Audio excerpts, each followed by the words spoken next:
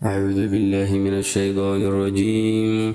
وإذ استسقى موسى لقومه فقلنا اضرب بعصاك الحجر فانفجر منه 12 عينا قد علم كل أناس مشربهم كلوا واشربوا من رزق الله ولا تعثوا في الأرض المفسدين.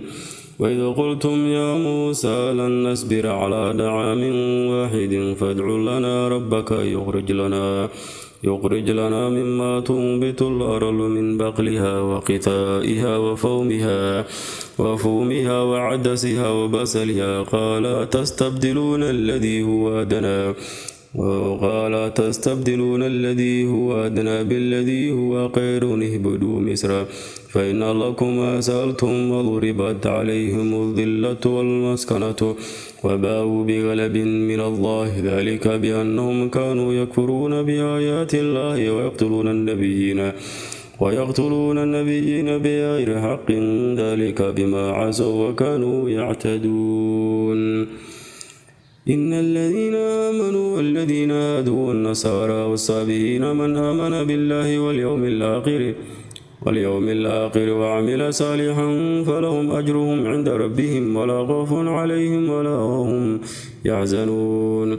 وإذا أخذنا ميثاقكم ورفعنا فوقكم الطور خذوا ما آتيناكم بقوة واذكروا ما فيه لعلكم تتقون ثم توليتم من بعد ذلك فلولا فضل الله عليكم ورحمته لكنتم من الخاسرين. ولقد علمتم الذين اعتدوا منكم في السبت فقلنا لهم كونوا قردة خاسئين فجعلناها نكالا لما بين يديها وما خلفها وموعظة للمتقين. وإذا قال موسى لقومه إن الله يأمركم أن تذبحوا بقرة قالوا أتتخذنا هزوا قال أعوذ بالله أن أكون من الجاهلين.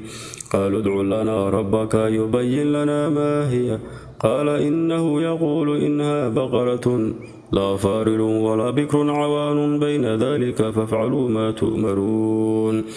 قالوا ادع لنا ربك يبين لنا ما لونها قال إنه يقول إنها بقرة صفراء فاقع لونها تسر الناظرين. قالوا ادع لنا ربك يبين لنا ما هي إن البقرة تشابه علينا وإن شاء الله لمهتدون.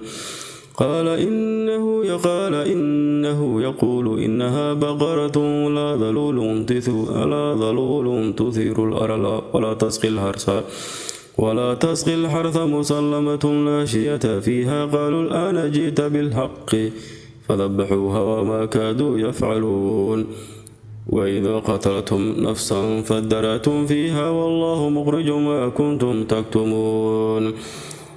فقلنا اضربوه ببعلها كذلك يحيي الله الموتى ويريكم آياته لعلكم تعقلون. ثم قست قلوبكم من بعد ذلك فهي كالحجارة أو أشد قسوة وإن من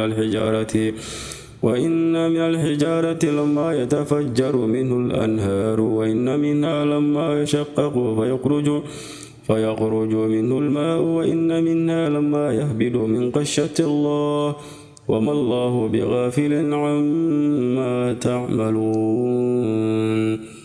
صدق الله العظيم. أعوذ بالله من الشيطان الرجيم.